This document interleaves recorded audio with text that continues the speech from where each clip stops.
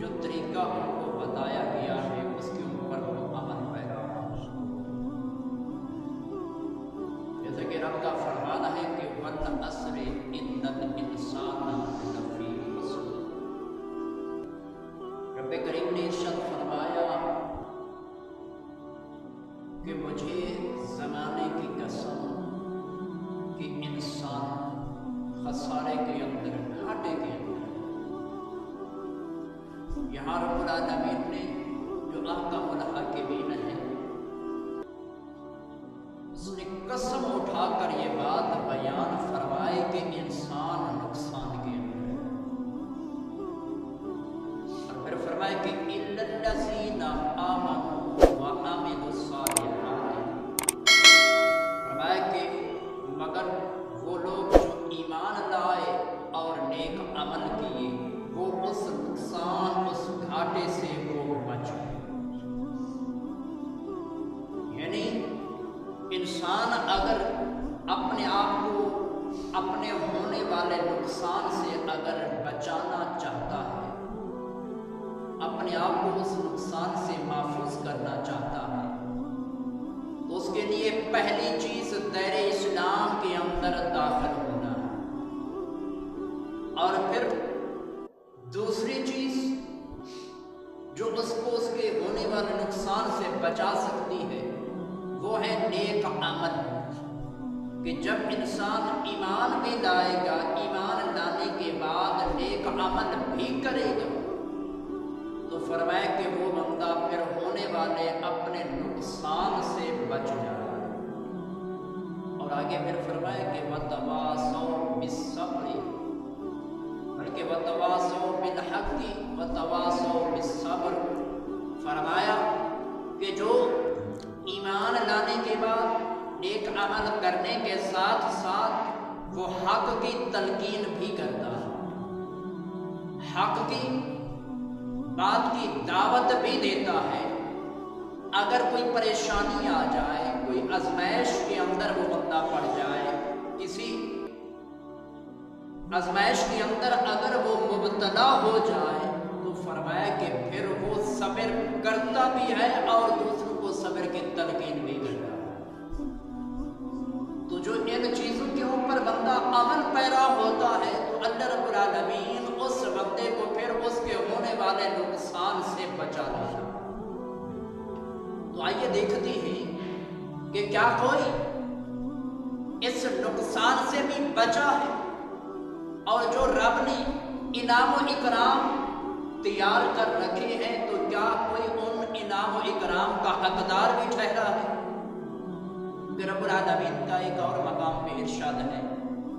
اِنَّا لَا نُضِيعُ أَجْرَ مَنْ أَحْسَنَ عَمَلًا۔ خالق کائنات نے ارشاد فرمایا کہ ہم ان کے اجر کو ضائع نہیں کرتے جس کے کام اچھے ہو، یعنی کہ جو اچھے عمل کرتا ہے، اچھا کام کرتا ہے، تو رب نے فرمایا کہ ہم پھر ان کے اجر کو ضائع نہیں کرتے۔ یعنی ایسا نہیں کہ کوئی بندہ ایمان لانے کے بعد نیک عمل بھی کرے، حق کی تلقین بھی کرے،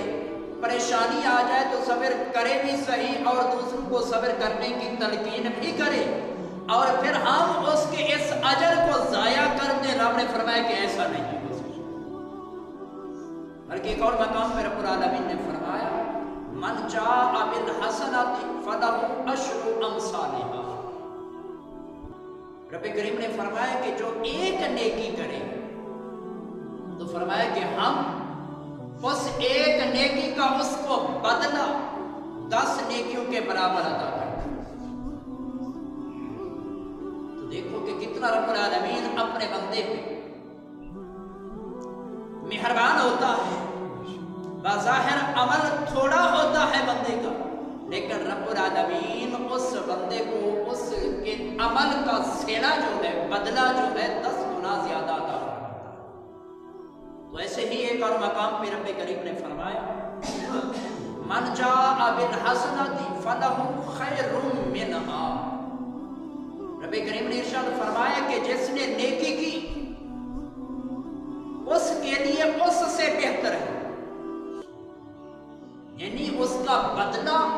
نیکی کرنے والے کے لیے اس کی نیکی سے زیادہ بہتر ہو۔ تو یہ اب ہماری اوپر ہے کہ ہم نے عمل کیسا کرنا ہے۔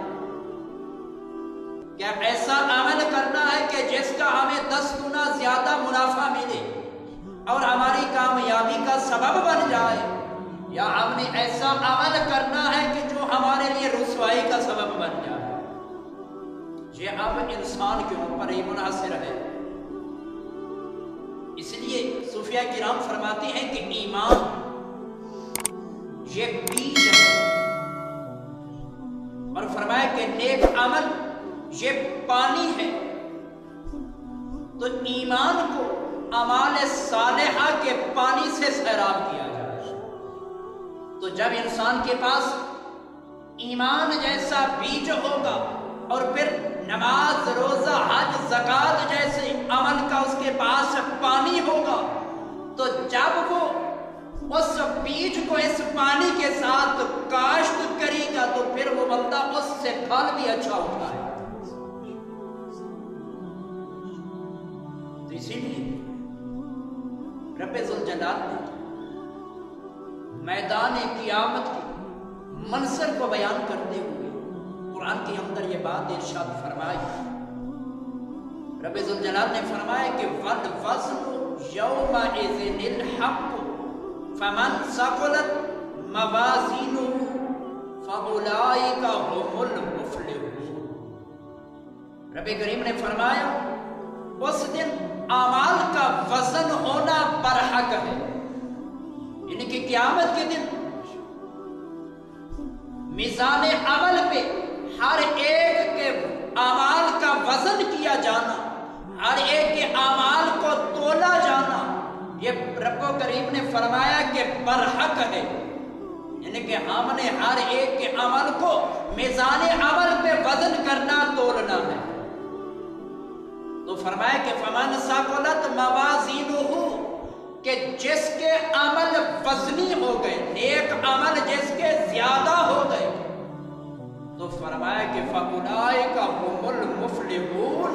وہ لوگ کامیاب ٹھہرے، یعنی ان کو کامیابی کی سند ملے گی، ان کے اوپر فرمایا کہ کامیابی کی مہر لگا دی جائے گی کہ یہ لوگ کامیاب ہوئے۔ اور آگے فرمایا وَمَنْ خَفَّتْ مَوَازِينُهُ، فرمایا کہ جس کے ترازو یعنی کہ کم ہو گئے، یا جس کی نیکیاں کم اور بدیاں زیادہ ہو گئی، تو فرمایا أُولَئِكَ الَّذِينَ خَسِرُوا أَنفُسَهُمْ، فرمایا کہ یہی لوگ ہیں کہ جو نقصان والے ہیں، جنہوں نے اپنی جانوں کو خود نقصان پہنچایا۔ اور پھر فرمایا وجہ کیا تھی کہ انہوں نے اپنے آپ کو نقصان کیوں پہنچایا، ان کے نیک عمل والا ترازو کم کیوں ہو گیا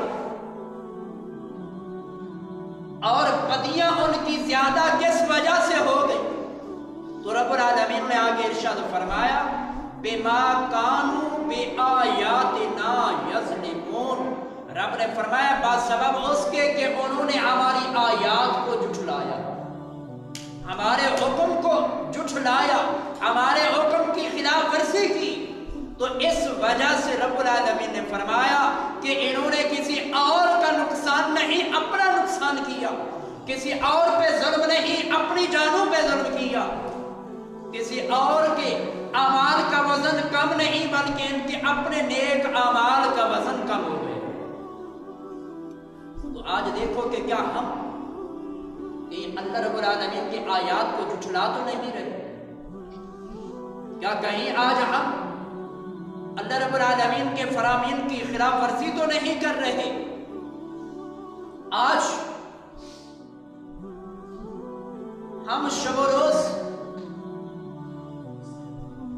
قرآن کی تلاوت کرتی ہیں، جن کے اندر نیک عمل کرنے کا حکم ہوا ان آیات کی بھی ہم تلاوت کرتے ہیں، اور جن آیات کے اندر ہمیں کچھ کاموں سے روکا گیا، ہم ان آیات کی بھی تلاوت کرتے ہیں لیکن ہم ان کے اوپر عمل نہیں کرتے۔ تو جب ہم عمل نہیں کریں گے تو سمجھ لو کہ پھر ہم رب کی آیات کو جھٹلا رہے ہیں۔ جیسے وَأَقِیمُوا الصَّلَاةَ وَآتُوا الزَّکَاةَ کہ نماز قائم کرو، زکوٰۃ ادا کرو، اس آیت کی تلاوت کرتی ہیں۔ یا ان الصلاۃ کانت علی المؤمنین کتابا موقوتا، رب نے فرمایا کہ بے شک نماز وقت مقررہ پہ فرض کی گئی ہے۔ اس آیات کی ہم تلاوت کرتی ہیں، تو جب ہم اس کے اوپر عمل نہیں کریں گے، نماز ادا نہیں کریں گے، تو سمجھ لو کہ ہم رب کے اس حکم کو جھٹلا رہے ہیں۔ یا ایسے ہی جو گناہوں سے بچنے کا جہاں حکم آیا کہ اگر ہم ان گناہوں سے اپنے آپ کو نہیں بچائیں گے، اپنے آپ کو ان گناہوں کے اندر مبتلا کر دیں گے، تو پھر سمجھ لو کہ ہم نے اس آیت کو بھی جھٹلا دیا۔ تو پھر کیا ہوا کہ رب العالمین نے فرمایا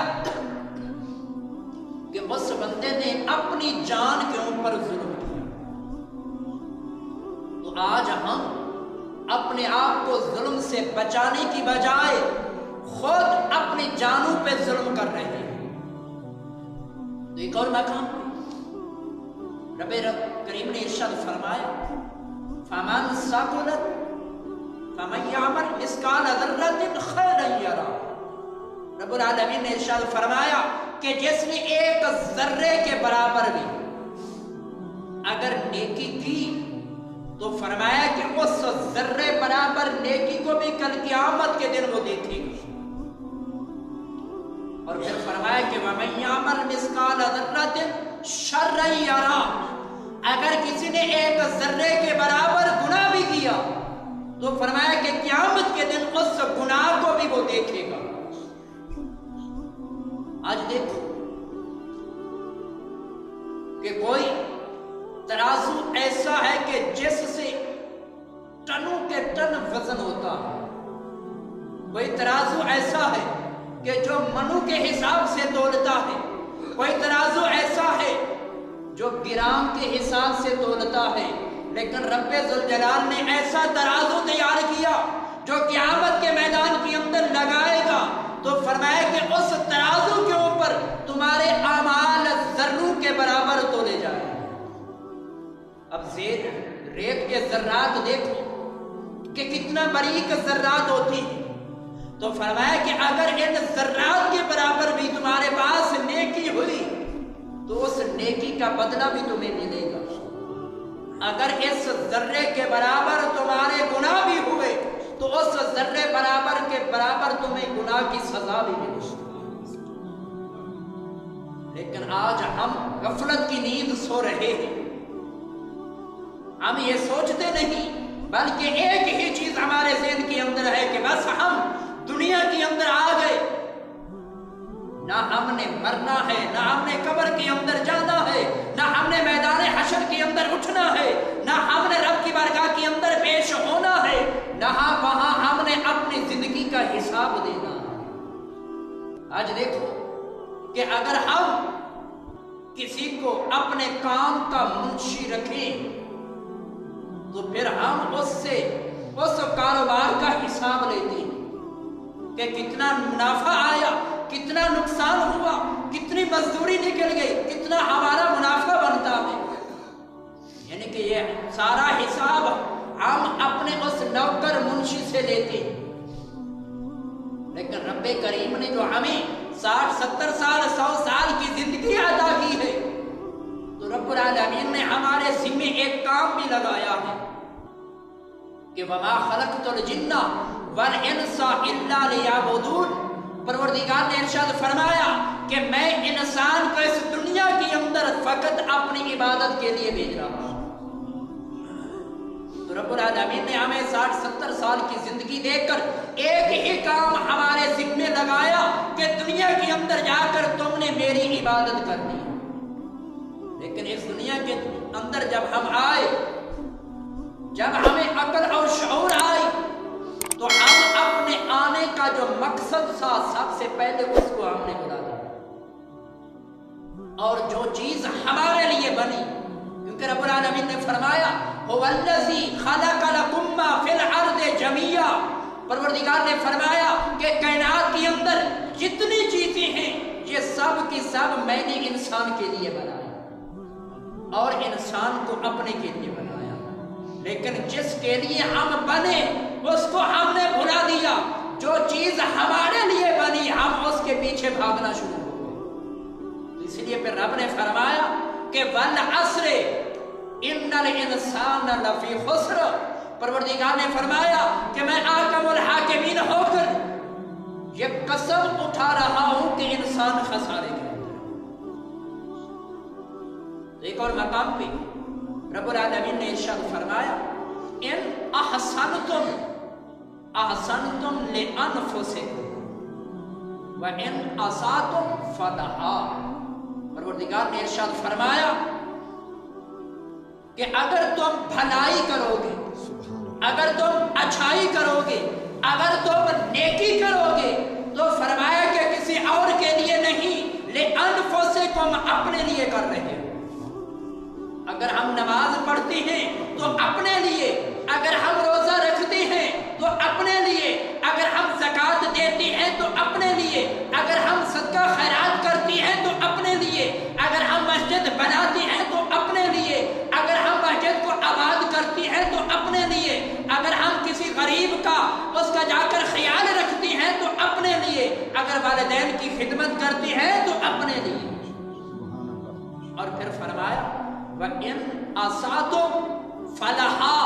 और अगर तुम बुरा करोगे तो वो भी अपने लिए। अगर हम नमाज को छोड़ देंगे तो उसका नुकसान भी हमारे लिए, अगर हम रोजे को छोड़ देंगे तो उसके छोड़ने का गुनाह भी हमारे लिए, अगर हम सदका खैरात देना छोड़ देंगे तो उसका नुकसान भी हम अपने लिए करेंगे। यानी कि कोई भी नेकी है, अगर हम उस नेकी को छोड़ेंगे उसका जो नुकसान होगा, उसका जो बवाल होगा वो भी हमारी जान में पड़ेगा, किसी और का हम नुकसान नहीं करेंगे। इसलिए देखो